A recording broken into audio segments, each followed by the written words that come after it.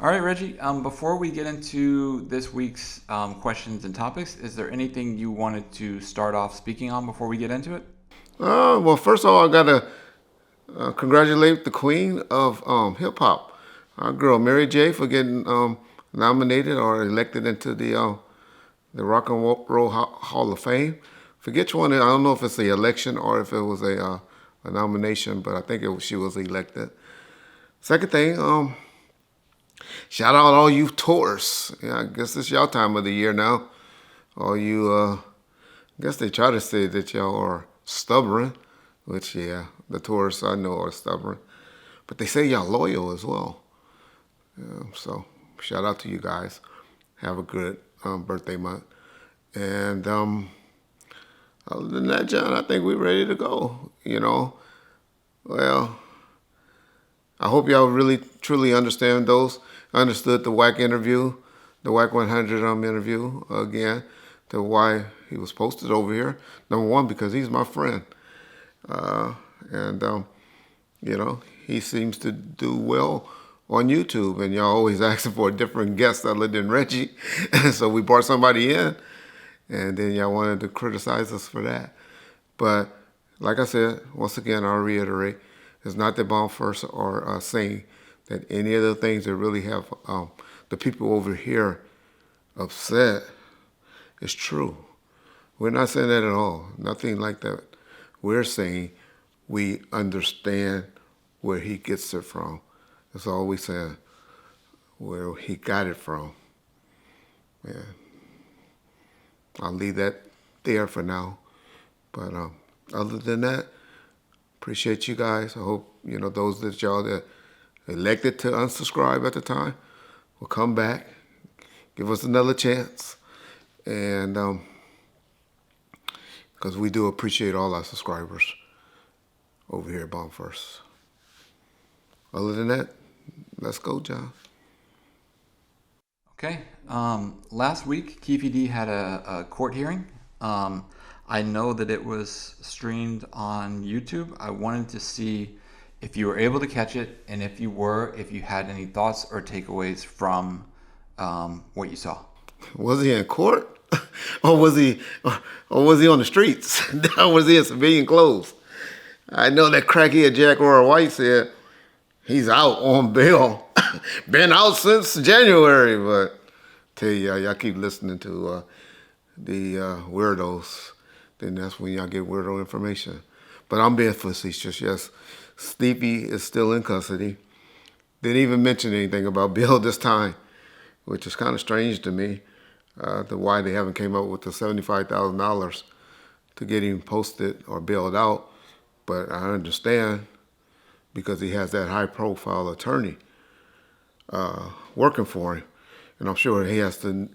Even if he's doing it pro bono, I'm sure that he got to pay for investigators and stuff like that to go out and re-interview people and collect the information.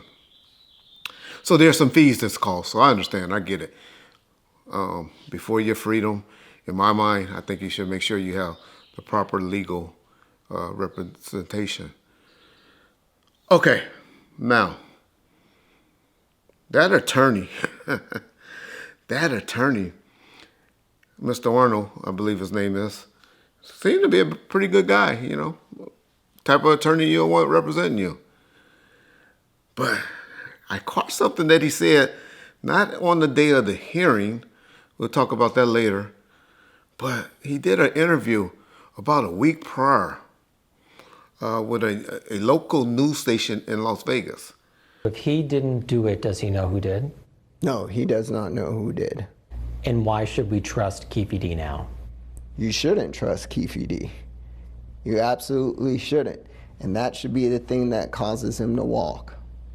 Arnold says he plans to subpoena Suge Knight for the trial. Knight is the only living witness and was driving the car 2Pac was riding in.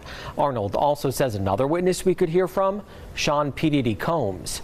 So, did y'all hear on that interview what he said? He said that his intent is to subpoena Suge Knight and Diddy.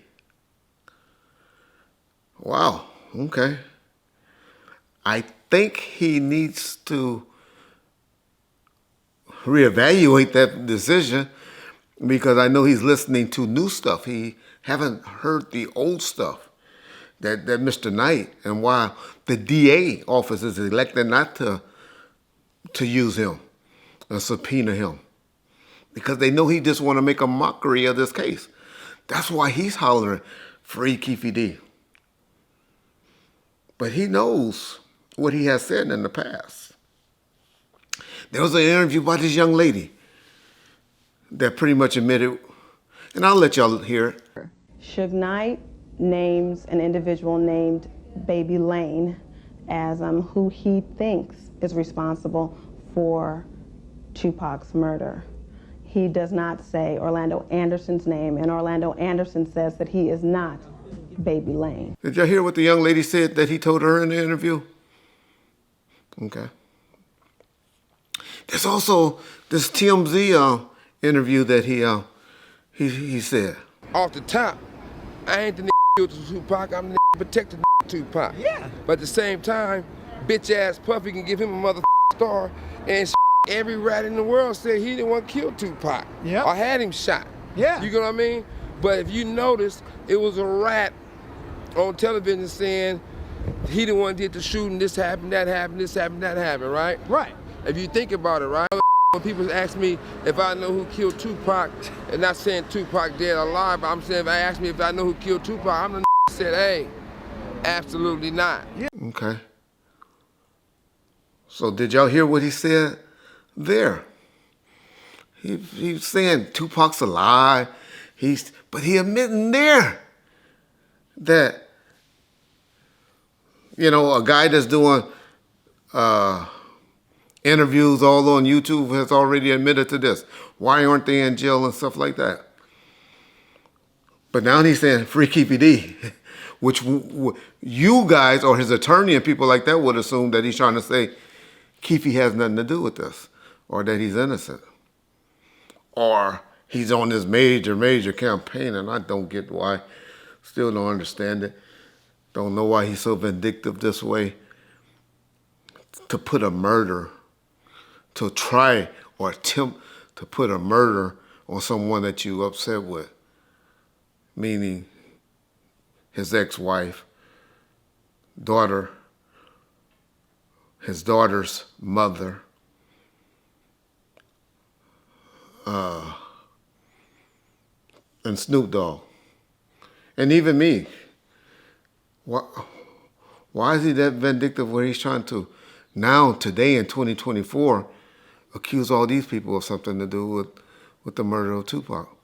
Y'all say, well, he just learned out this. He just found this out. His investigation in prison in 2024 made him come up to this conclusion.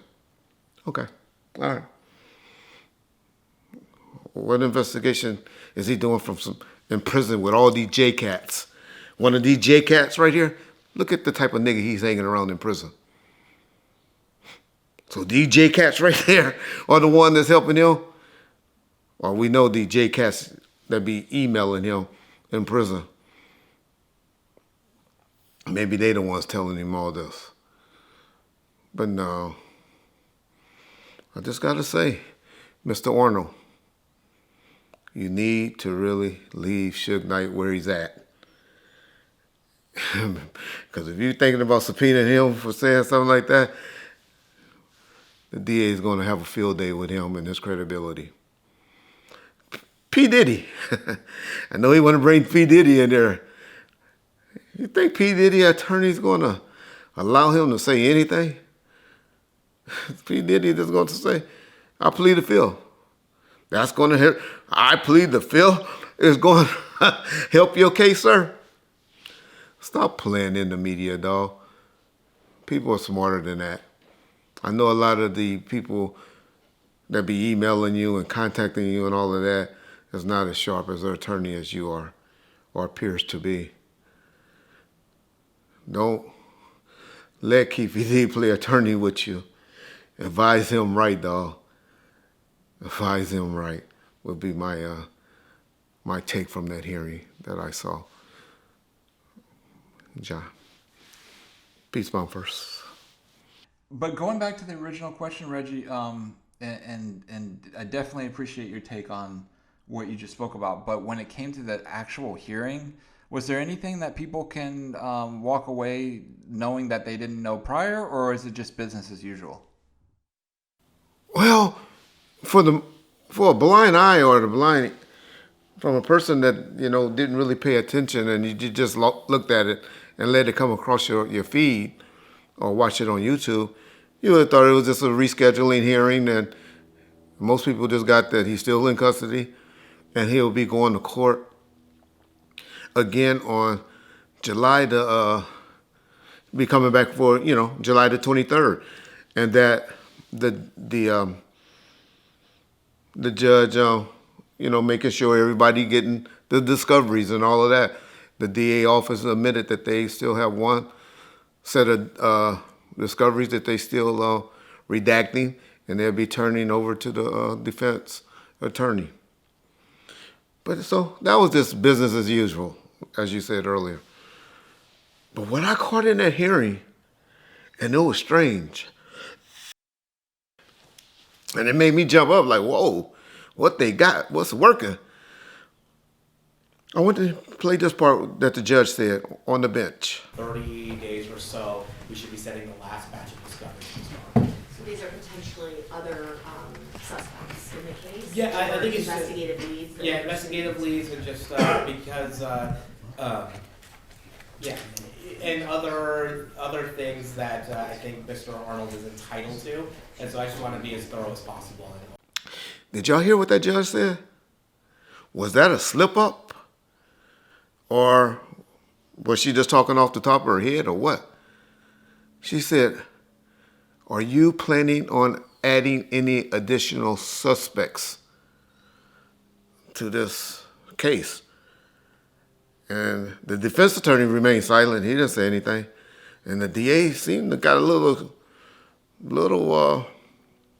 shook and said something like, no.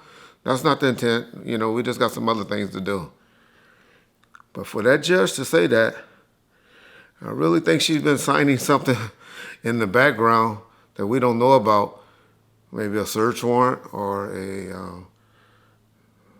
or something, where there's somebody or something that's getting looked into.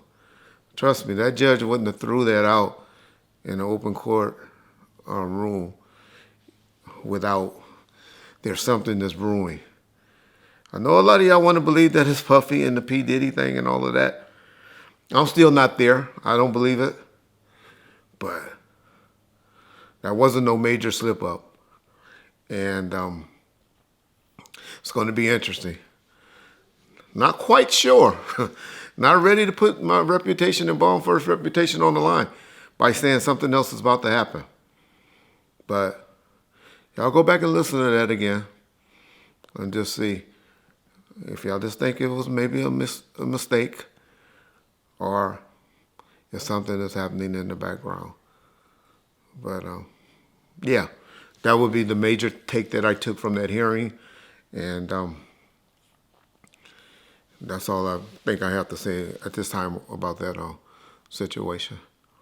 But y'all remember this date. Y'all remember this date. Let's mark this date down. The end of April, I'll just say. It appears that something is happening.